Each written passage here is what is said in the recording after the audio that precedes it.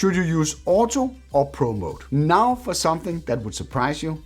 I shoot most of my footage in auto. The reason for that is that it's actually not much you can control from the Pro menu, as the drone is a fixed aperture drone. When you are flying during daylight, your ISO will be locked to the lowest possible level of 100. And you can't adjust the amount of light that goes through the lens because the aperture is fixed for 1.7. So the only parameter you can change in the exposure triangle is the shutter speed. So keeping this one on auto, the drone will automatically adjust the shutter to the right exposure level according to your settings. But then the crowd screams, then you will not be getting any motion blur. That is correct. The motion blur will be minimal. But you have to remember one thing, you actually need motion in the image to take advantage of this. And in most cases, with a wide angle lens flying far away from the ground, there's not really that much motion in the image. I do recognize that there are benefits using ND filters, but with a drone with fixed aperture, the hassle of dealing with this is simply not worth the benefits. What I normally do is I slap on a ND16 filter when I'm flying during daylight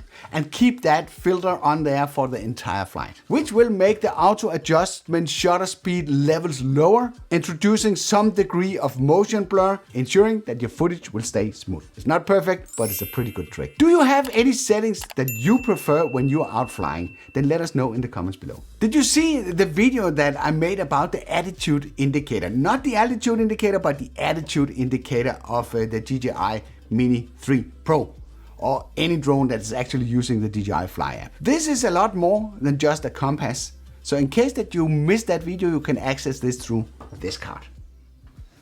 I hope you liked this video. If you did, then feel free to give it a like. If you didn't like it, feel free to press the dislike button twice. Thank you for watching, and I'll be seeing you around.